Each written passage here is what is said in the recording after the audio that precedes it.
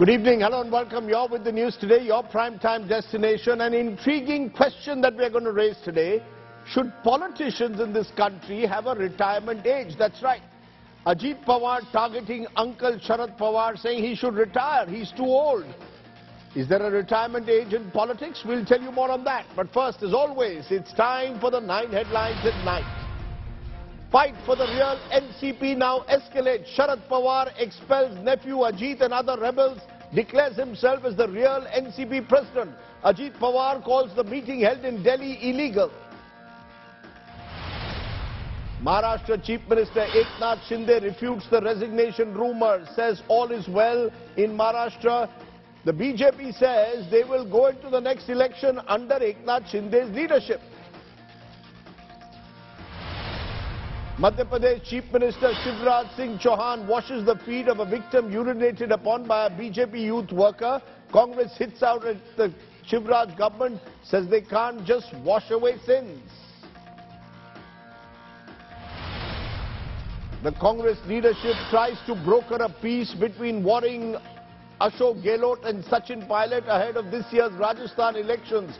Sources say Pilot will now be accommodated as a Rajasthan state chief or a poll campaign chief. Tamil Nadu Chief Minister M.K. Stalin reiterates his opposition against the Uniform Civil Code, says it's being brought in as revenge against those opposing the BJP. NDA ally AIADMK also joins the anti-UCC bandwagon.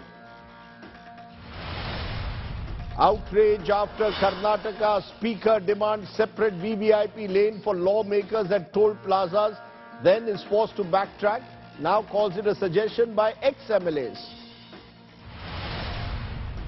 Strife-torn Manipur reopens schools after 2 months, but no end to the violence. Woman shot dead by unidentified people outside a school.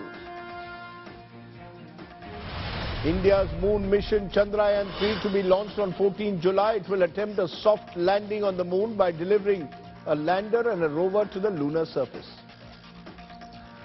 And Canadian Prime Minister Justin Trudeau faces flack for saying strict action taken against Khalistani attacks on Indian consulates.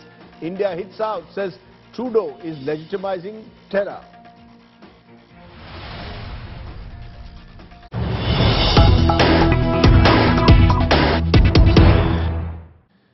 But the story that's breaking at the top, Prime Minister Narendra Modi is meeting his number 2 Home Minister Amit Shah at 7 Lok Kalyan Marg, a meeting that's coming amidst growing speculation that Mr. Modi will be going in for a reshuffle any day from Sunday until the monsoon session of Parliament in the middle of July. Remember, just a couple of days ago, the BJP undertook an organizational rejig where several ministers are now going to be given important positions at the state level. It's this party revamp that many believe will force a reshuffle now in the run-up to 2024. So with every day passing, apparently more discussions being held as to how that reshuffle has to be worked out. It's likely to happen, we are told, any time within the next week. Paulomi Saha is tracking it. Paulomi, give us a sense. There have been a number of meetings held over the last week. Is there a genuine belief that we are now reaching the stage finally when Mr. Modi will go in for that much speculated about cabinet reshuffle? And if it does take place, will it be a minor one or a major one?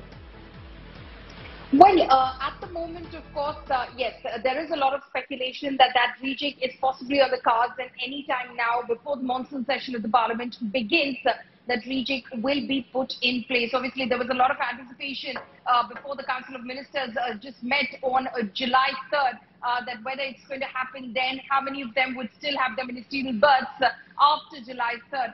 That speculation, of course, has only grown now with that meeting which is taking place at 7 Lok Kalyan Marg. All eyes again on that possible rejig. Some are saying that it's not going to be a massive rejig, a major overhaul, but some amount of reshuffle that's going to take place because a lot of ministers are likely to be pulled into organizational roles. As you've already seen with G. Kishan Reddy, who's been appointed BJP State Telangana Chief.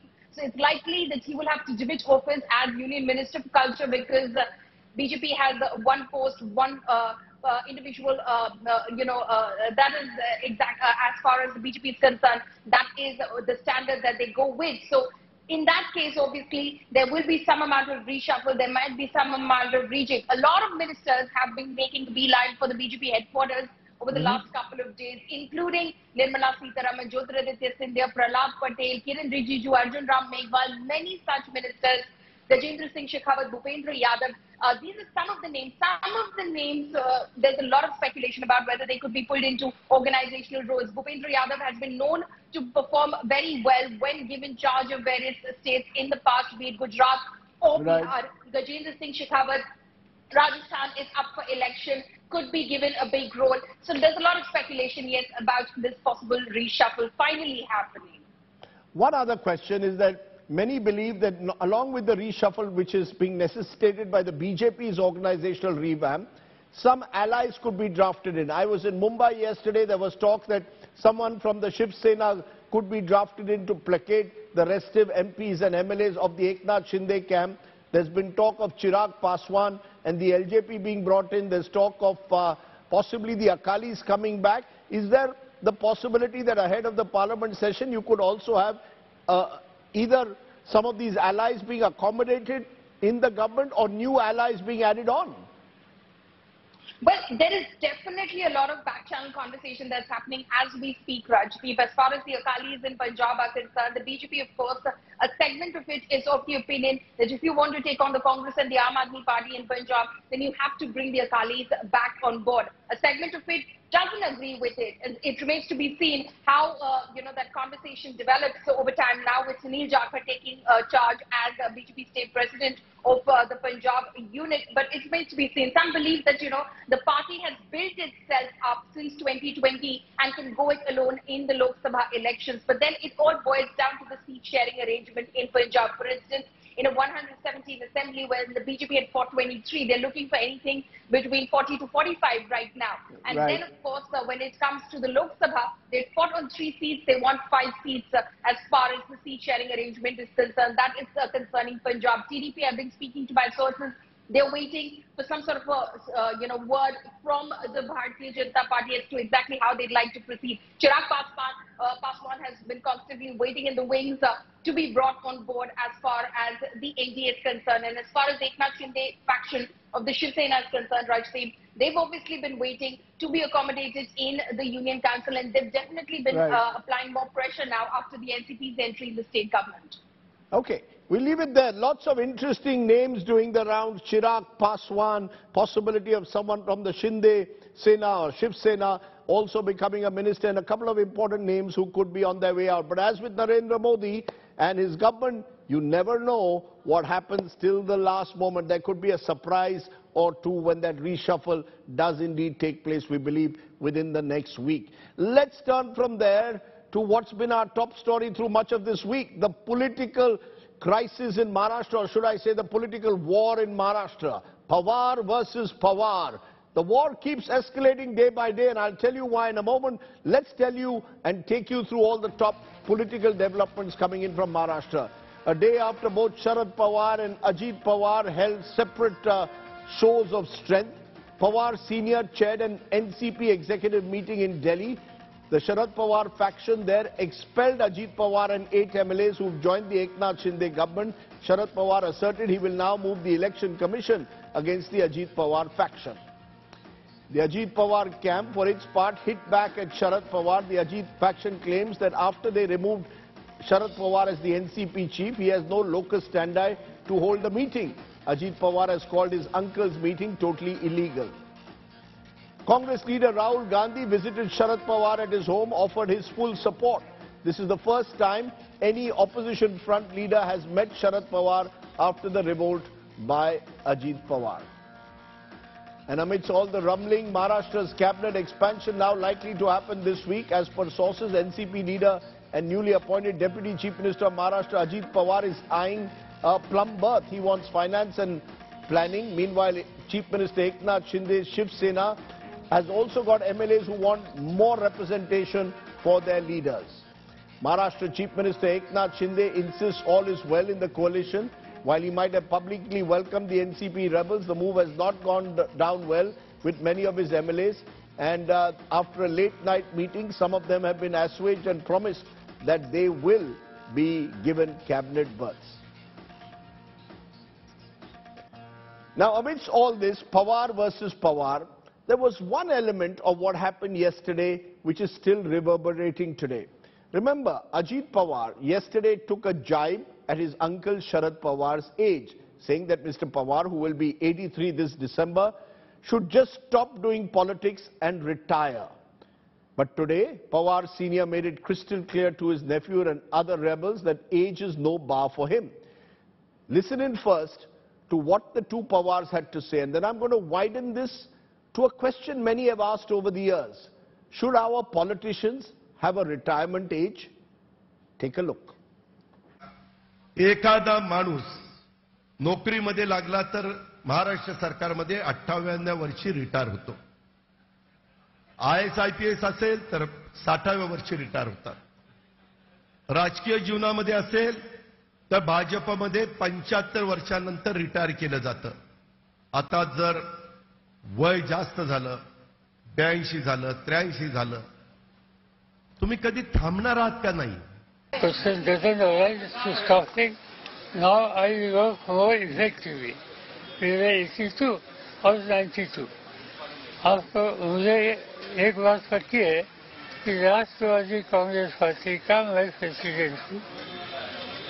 दूसरा किसी ने अपने नाम पर statement दे दिया, कुछ बात कही, वो बात कह सकते हैं, इसमें कोई इम्पोर्टेंस नहीं, कोई सच्चाई नहीं है. So should politicians have a retirement age? Does a neta's age influence voting preferences? Does the BJP's Margdarshak model that Prime Minister Modi has been pushing really work? Is a younger leadership much more difficult to find in family-run parties? These are some of the questions we'll raise amidst all that's happening in the world of politics. Gaurav Bhatia, the BJP's spokesperson, Mahesh Tapase, NCP spokesperson, Mohan Kumar Mangalam of the Congress, and Rahul Srivastav, our National Affairs editor, are joining us. Interesting question, which Mahesh Tapase, you can take first because you're from the party NCP, whose leader Sharad Pawar is being told, please retire. You're 83 now. His own nephew is saying, look, government servants retire at 58, 60. Why should politicians carry on till 83? Retire gracefully. How do you see a remark like that? Well, Rajdeep, good evening to you and all panelists and all viewers. I think if you recall Pawar Saab's speech a couple of weeks ago, he said that I am not going to contest any election henceforth. As far as politics in this country is concerned, the people know when to retire any politician, how, whether he's young or old does not really matter. But the electorate really knows when to retire a politician, how relevant he is, how irrelevant he is, and based on the work that he has done whilst being in office. So as far as Ajit Dada's remark regarding Pawar Saab is that, I think the Maharashtra people have not taken it very sportingly. We really did not like the remark made by Ajit Dada to his patriarch uncle Sharad Pawar ji, telling him to retire. I think no son in this country can ever tell his first generation leader, father, uncle, who's the head of the house, to retire from whatever he's doing. I think this remark is absolutely unacceptable as far as Maharashtra, and I'm very sure that we all come from a very united family culture, and this kind of a statement from Ajit Dada has definitely not gone down well with us. Okay. And let me get Gaurav Bhatia in, because Gaurav Bhatia, the BJP was the one, when Prime Minister Modi took over, which evolved, it appeared, this concept of Margdarshak Mandal. The likes of L.K. Advani, Murli Manohar Joshi, Yashwant Sinha earlier when he was with you, a number of leaders over the age of 75 were effectively retired. Now, that has led to some to believe that's unfair, the manner in which it was done. Others are now saying, look, the BJP can do it, why can't every party have some kind of a unofficial retirement age? What's the belief? Is there your view that Mr. Sharad Pawar and leaders in their 80s, Mallikarjun Kharge is 80, I'll put out a list of various leaders and their ages. Do you believe they should retire?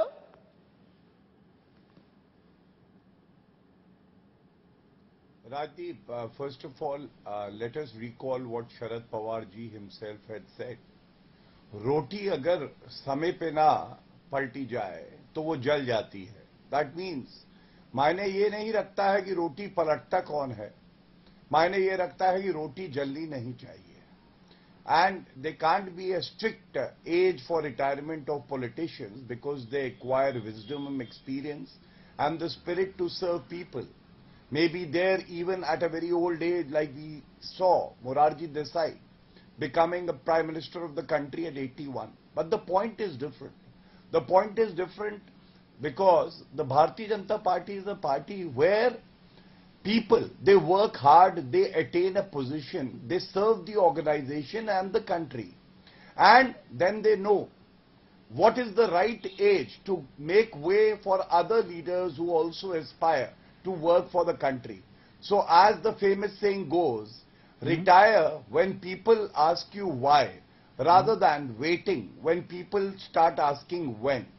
So we have seen how, even in the current leadership, Shri Narendra Modi ji, Amit Shah ji, our President J.P. Nadda ji, they have risen up the ranks through hard work. It's not their last surname that has given them this position. But if we now contrast this with family fiefdoms who are serving their own interest rather than serving the interest of the nation, Congress Party, Jawaharlal Nehru to Indira Gandhi to Rajiv Gandhi, Rajiv Gandhi to, Sonia Gandhi to Rahul Gandhi.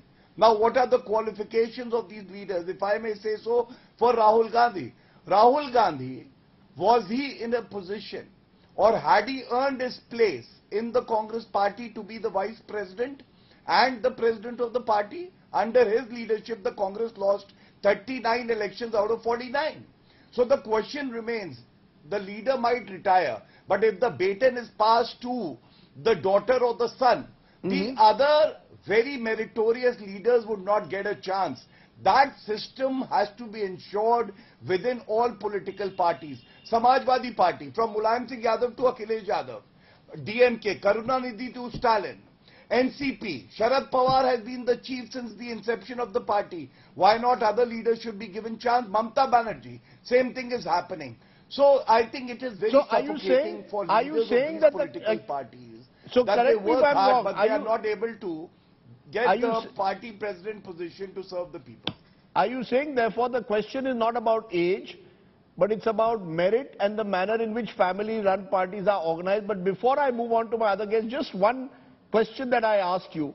You said the BJP doesn't have in a sense a Margdarshak Mandal, people know when to retire, but an LK Advani effectively after the 2014 elections was, even though he wanted, it seems, to be in politics, was effectively eased out.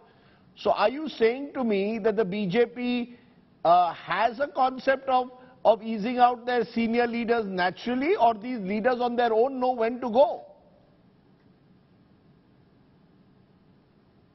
I think be it LK Advani ji, Atal Bihari Vajpayee ji or Murli Manohar Joshi ji, they have been the beacon of light for us. They are the guiding factor for the party. And they have ensured that they do not hold any position, but yet they guide the party. And that is what grace and dignity is all about. Rather than sticking to a chair when leaders of your own party start revolting against you.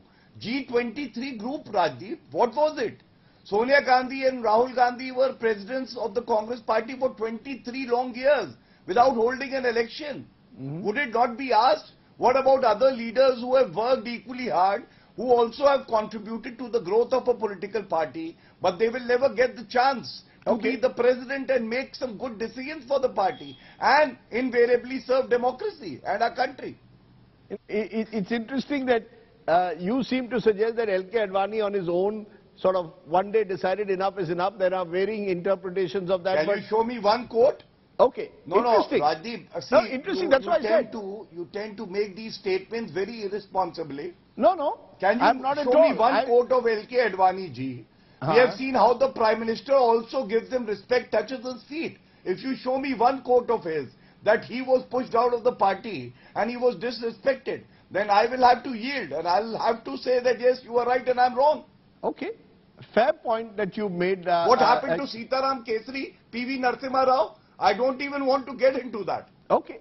You believe that we've settled it here. You believe that LK Advani voluntarily opted out in a way out of politics. Others have different views. You're saying, please show me an exact quote of LK Advani. Obviously, Mr. Advani has chosen to maintain his counsel, his silence on that. But Mohan Kumar Mangalam, there are important points that Gaurav Bhatia has made. Gaurav Bhatia has made an important point that in parties where it seems that succession is from one family member to the other, the thought of retirement never comes in because it is all within the family.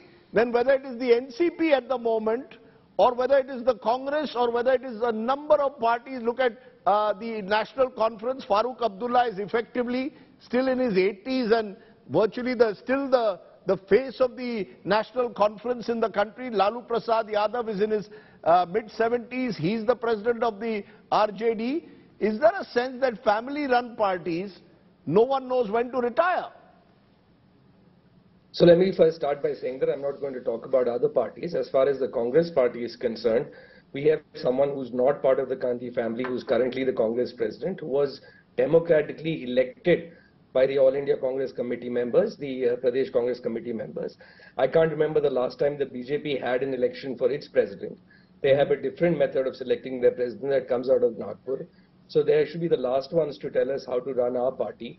We have a completely open election with a completely democratic process, and what has resulted in this time is someone who's not from the Gandhi family. Yes, Mrs. Sonia Gandhi. No, but that happened after 23 years. That happened after 24 years. Yes, and under Mrs. Sonia Gandhi's leadership, there were 10 years when we were in power. We won 2 back-to-back Lok Sabha elections. And when she did lose elections, in 98 or 99, the party did split. Many people left, including Mr. Sharad Pawar. Now, as far as NCP is concerned, there's this now selective mechanism of saying only the daughter or the son is a dynast and not the nephew. I don't understand how a nephew isn't a dynast if they're trying to oppose dynastic politics. But let me get back to the original question, Rajdeep, because this isn't a question of dynasty. This is a question of whether there should be a retirement age or not. And I think the first thing we need to ask is, what does retirement mean? The Margdarshak Mandal was basically a Modi ji Virodhi Mandal. Whoever was opposing Mr. Modi's elevation was quietly dispatched into this one group that they called the Margdarshak Mandal. The question is that even in corporate India today, or even in companies around the world, CEOs become chairmen, then become non-executive chairmen, and then become independent directors of boards. There isn't really a complete retirement anywhere. And let's understand that politics is very much like entrepreneurship.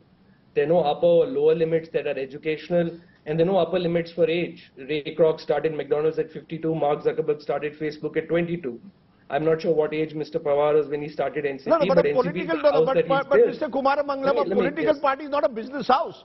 A political party has lakhs of workers, many of them work hard for years on end. They expect to be rewarded. Yes, and so does a business house have lakhs of workers, and like a business house, a political party needs to recognize and promote and demote talent and people who are not talented, so that the party is healthy and they continue to carry forward a mix of sort of youth and experience in order to be able to win elections. Right. Let me stretch that analogy. Just be patient with me for a minute here. The product that one is selling in politics is a mix of the person contesting and the platform or the party they're contesting from. The importance of either component depends on the level of the election. If you're in a local body election, the individual matters a lot more. If you move up to parliament, it's now turned into more and more a presidential contest. Though in assembly also, depending on states, that would wait. Politicians, over a period of time, build social equity. Social equity, like economic equity, takes a significant amount of time to build. Your personal brand, your access to broader networks, your access deeper into the platform that you represent. All of these things take an incredible amount of time to build, just like they take time to build in a company. And as long as your net contribution to the platform is positive, it is very hard for anyone to ask you to retire from that position. Okay. Having said that, in the Congress party, in our last Chintan Shivar, we made it very clear that we want to see more and more young people in positions, and we did make declarations that said, and we are continuing to implement those declarations, that half of the people who are going to stand in elections will be under the age of 50. and half of the positions also will be filled by people who are under the age of 50. Yeah, So but there you is a have, but conscious by after our that, party. sir, I take your point, but after that very Chintan Shivir, you elected a 80-year-old veteran leader, 11 times MLA and MP, as your president. So I'm just wondering at the end of the day, yes, you're right. That is an election. That is an election. No, it may well be an appointments. election. So you're saying that he was popularly elected. It doesn't matter then whether he's 80 or 18, as long as the person is seen by the party as the right person. There will be those, of course, who will say that at the end of the day, I maintain family-run parties are seen to be tightly knit when such decisions are taken. But before I come to you, Mahesh Tapse, a quick word from Gaurav Bhatia and then I'll come to Rahul Srivastav. Gaurav Bhatia, you wanted to respond to what you heard. Mr. Kumaramangalam has said, look, the Congress party has decided that half of its members will be under the age of 50. So they are effecting their own generational change. Why should it only be about who your top man is?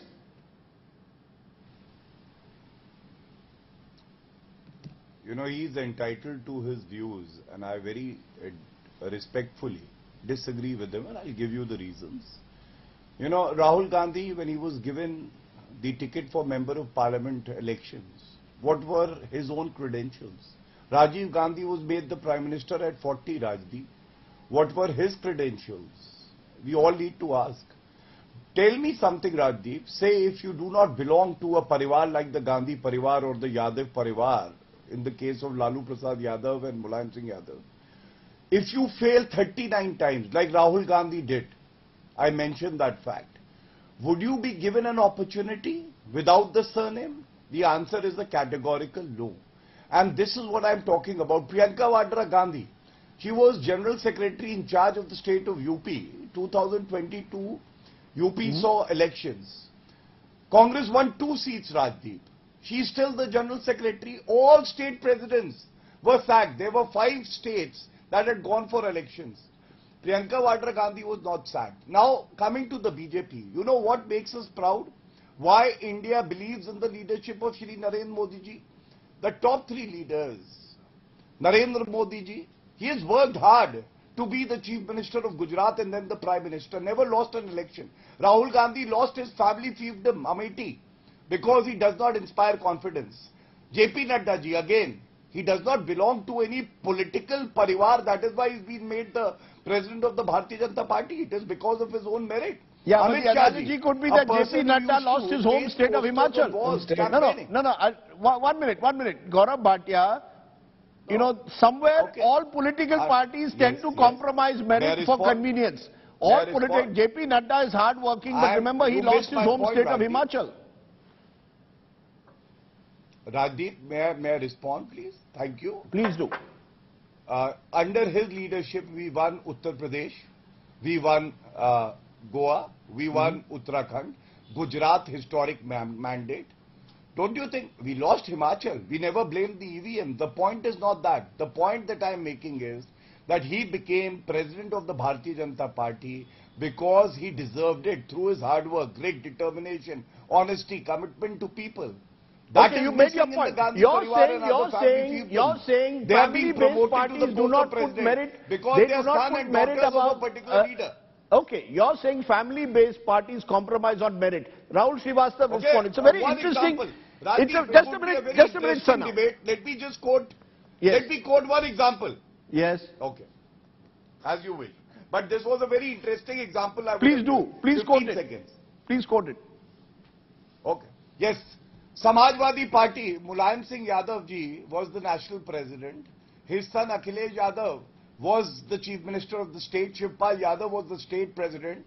And with that, Ram Gopal Yadav, leader of the party in the Rajya Sabha, Dharmendra Yadav, and then, you know, many other family members. Where was the place for other, you know, hard-working leaders? You know, Gaurav Bhatia, I take your point. Every time a family member comes, a senior leader is asked to make way and make some space for the family member.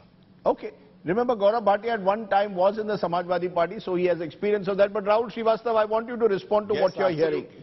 You know, Rahul Srivastav, do you believe that as the Sharad Pawar case is suggesting, that when you're the family patriarch in a way, or the party patriarch, Therefore, you don't resign because the entire party revolves around you. Even yesterday in Mumbai, all the posters were about Sharad Pawar. The slogan was Sharad Pawar, हमारे party का एक तरह से बाप है, एक ही बंदा है. It's almost like a one-person show. Is that part of the problem with these political parties that revolve around an individual or a family? No, Rajdeep, I totally don't agree. As long as there is one voter supporting somebody, a politician remains a politician. And I think no one person can decide for somebody else that there should be this fixed criteria and somebody who is XYZ does not have merit at a certain age. I totally not say it because I know there was this one very bright Indian politician who at the age of 80-something said na tired, na retired and smothered all opposition to him and detractors within his own party. I want to ask a question today that if there is an upper limit question and Ajit Pawar has a problem, if 2 years ago Sharad Pawar had handed over his party to Ajit Pawar, would he have brought in the age factor? The age factor would not have come in. Remember, Mr. Ajit Pawar may be having a lot of grouses, but he is also a quasi-dynast. He had his things slightly easier, maybe not as easy as Supriya Sule, compared to others because his uncle was Sharad Pawar. So, this question of age by him. Now, when he was talking, delivering that speech, Rajdeep, he was saying of government official retired at so-and-so, so-and-so. Then why should it be 80 only, Rajdeep? Then why shouldn't politicians retire at 60 like government officials do? Judges is at 65. Mr. Ajit Pawar is 63. Chhagan Bhujbal is 75. Praful Patel is 66. In India today, you have 71-year-old Nitish Kumar Gehlot, nephew Rio. You have 78-year-old Zothama, the Mizo Chief Minister, 75-year-old Naveen Patnaik, 77-year-old Pinarayi Vijayan. Now, you come to the basic fact that, yes, there is no art of retirement in India. If you want something as drastic that only meritorious people should come in and only a certain age should come in, the Americans don't have any age bar, but they have a two-term limit. Limit terms then, perhaps these kind of measures can be taken. Otherwise, how is it possible for some people to decide that X party has the incorrect method? I'll raise another question. The BJP has a 75-year-old formula. Atal Bihari Vajpayee became a member of parliament in 1952. He had to wait for 44 years in politics to become a prime minister. Now, if there was an age bar, BJP would have missed its first prime minister. It's will it agree to something like that, Rajdeep? Yeah, no, it's therefore in a way not about age, but it's also about, of course, wisdom. It's about your ability to hold a party together. But remember, we are a very young country. Also we are a country, though, Rahul Srivastava, where 60% of the population is under the age of 35. Now, you could argue on the other hand that as Barack Obama became president in his 40s in America, you've got across the world more and more younger prime ministers, Macron, Trudeau. Should we be looking for younger faces? That's, I think, the point. Ajit Pawar has done it for his own self-interest. Let's be clear. You're right that he's never raised Sharad Pawar's age until now. Suddenly he has remembered that his uncle, is 83 years old. And all the posters of the Ajit Pawar faction also had Sharad Pawar. So the point is, Rahul Srivastava, the question will be asked, and a quick answer to that in a young country, should you have politicians who are younger? The older guard just don't give way. That's the problem. See, Rajdeep, yes, that's a problem. The Constitution of India does not lay down. We can go by the Constitution of India as a journalist. It does not have any ceiling for politicians. It has for judges, for everybody else. Second issue is that politicians are people's representative, Rajdeep. And it is the people who decide that who should retire, who should be retired, who should be ousted. The moment people start fixing, or the parties decide the age. That's what the question I want to ask, that tomorrow, Prime Minister Narendra Modi is 72 today.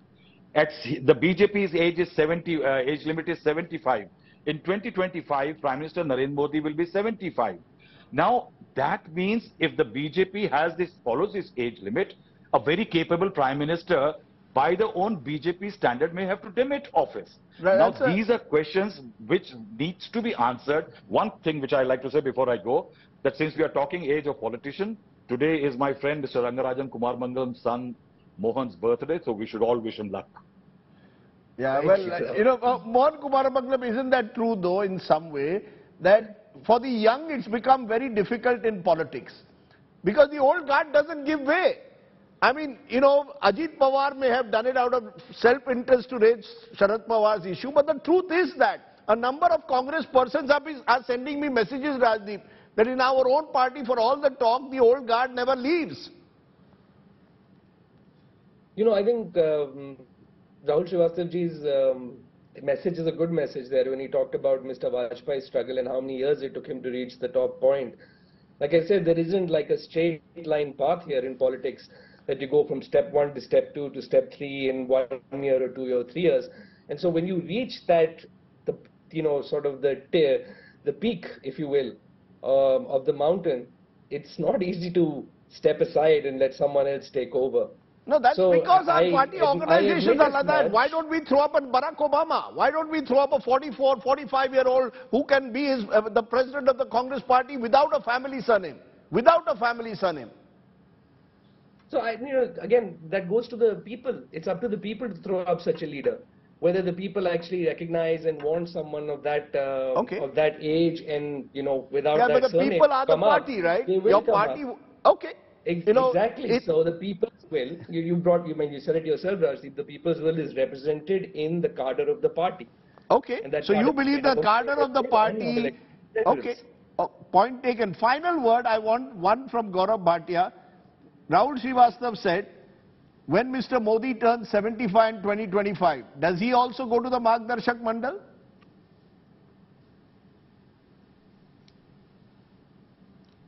Rajdeep, it is not for the spokesperson of a party to answer these questions.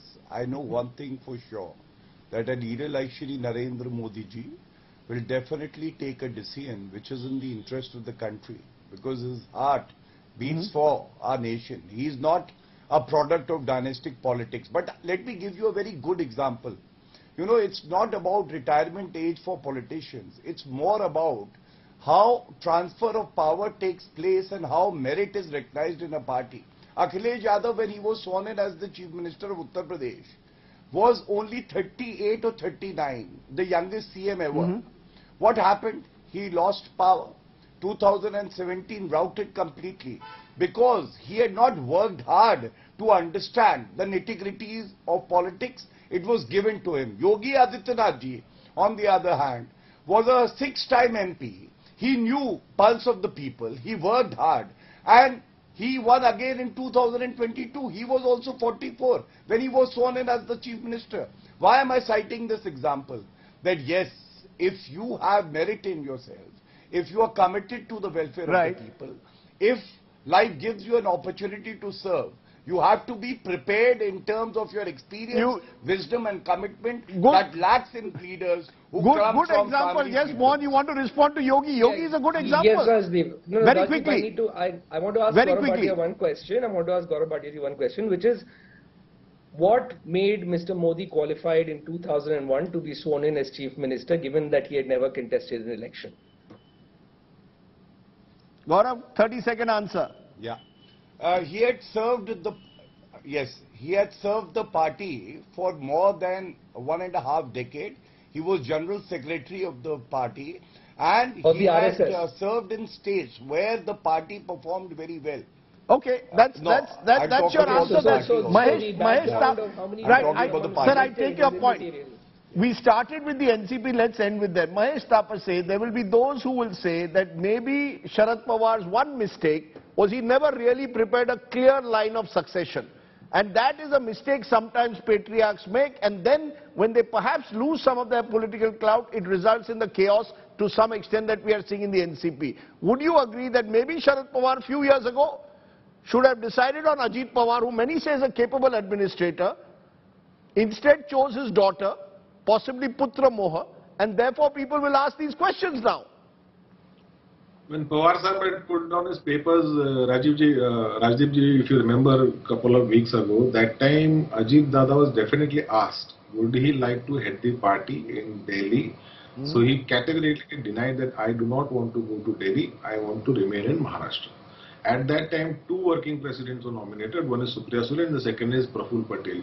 We all know what has happened from 2nd of July and Praful Patel ji siding with Ajit Dada, and now they have backed up with the joined the BJP and Eknath Shinde government.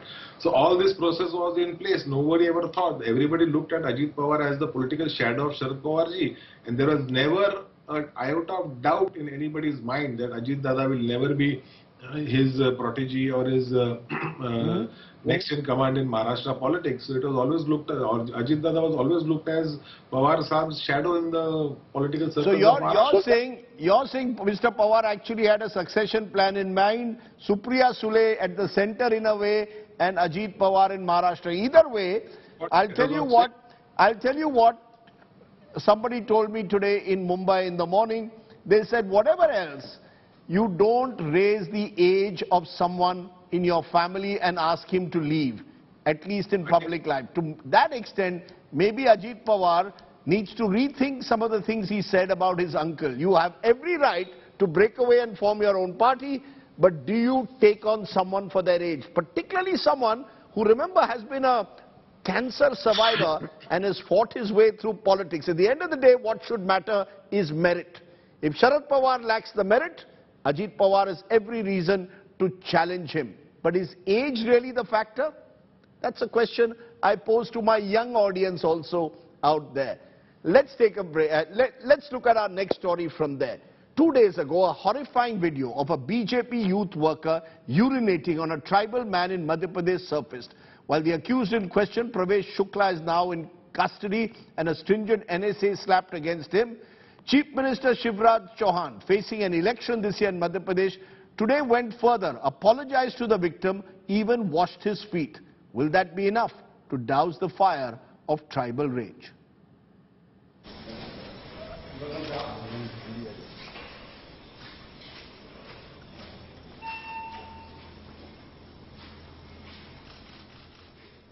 Madhya Pradesh CM Shivraj Singh Chauhan trying to douse the fire sparked by urine gate horror.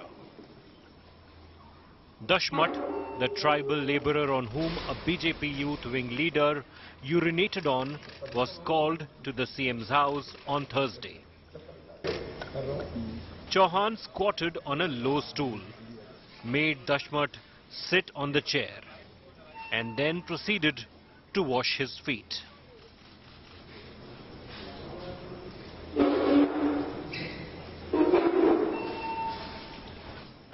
The CM presented the victim an Angavastra or shawl along with gifts.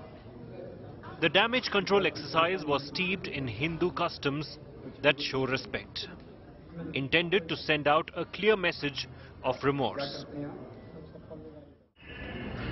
मुझे बहुत दुख हुआ वो घटना देख के, मैं माफी चाहता हूँ। ये क्योंकि मेरी ड्यूटी है, मेरे लिए तो जनता ही भगवान है। पूरा बन गया कि नहीं बना? The CM also shared food and pleasantries with Dashmat. भाई दशमत के साथ अन्याय हुआ, मेरा मन दर्द, पीड़ा और व्यथा से भर गया। इसलिए मैंने दशमत को यहां बुलाया। Dashmat had been incommunicado ever since the video of BJYM leader Pravesh Shukla insulting him had gone viral this week. His family, relieved to see Dashmat at the CM's residence, rued missing the chance to meet the CM. यहाँ लाई गए अपना के पति के वहाँ भोपाल मुख्यमंत्री से मिला हुआ यहाँ का अपना से कहीं नहीं मिलवाई तब वही है बतीवत हम लाई गए ऐसे में जैसे वहाँ मिला हुआ लेकिन जैसे हमारे लग रही है तो मिला हमारा मन रहा हम चले जी तो मंत्री की लगे मिले हमारे बच्चे चले जाते। Angry scenes unfolded at Dashmat's house when BJP MLA Kedarnath Shukla, who is allegedly close to the accused Pravesh Shukla, came calling.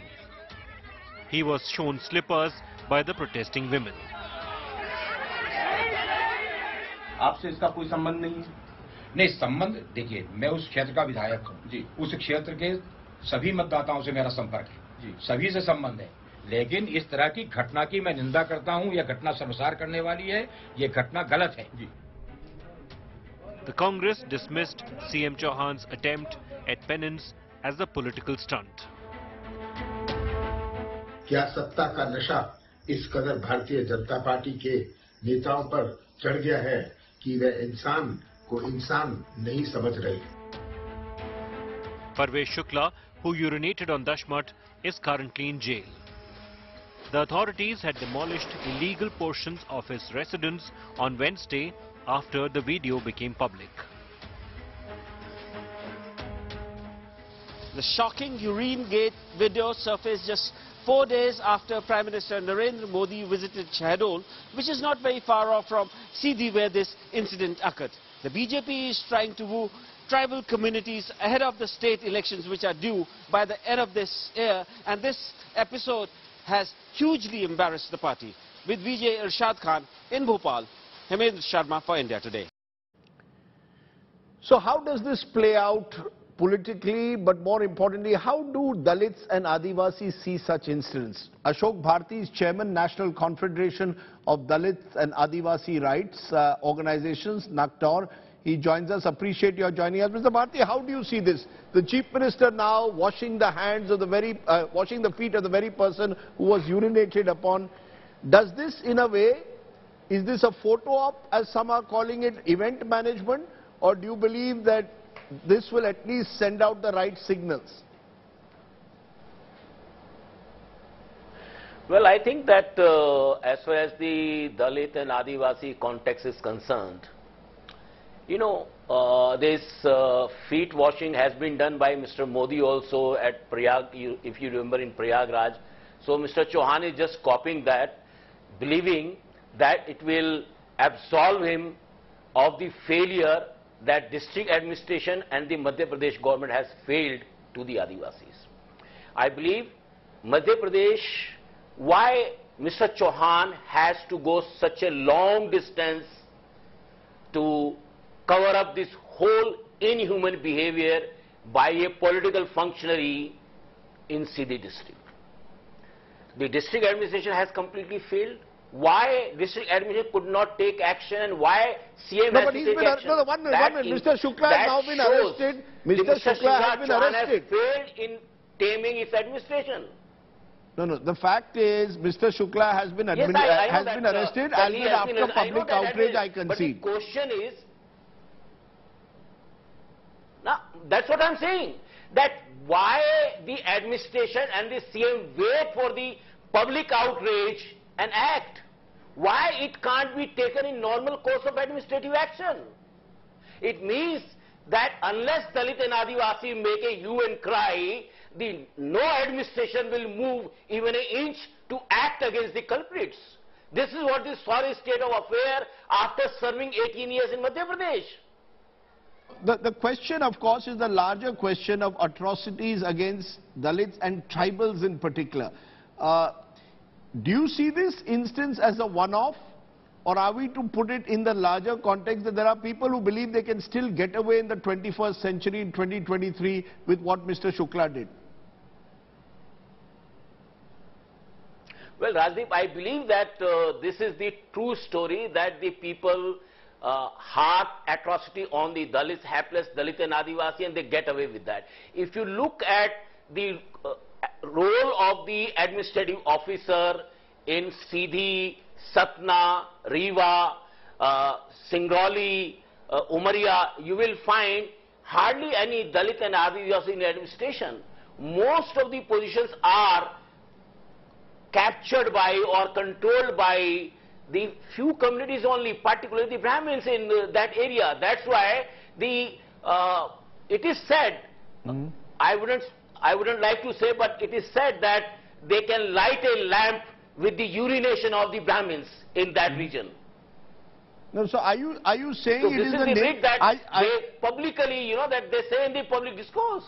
No, are you saying therefore that the real problem is that there are people out there, because of the nature of the caste dynamics on the ground in places like Sindhi, who believe they could get away? Because we are seeing in many states now slowly, there have been cases where, you know, when Mayawati was in power in Uttar Pradesh, any instance against a Dalit, she would slap the SC/ST Act very strongly against them. There was even criticism that she'd gone too far.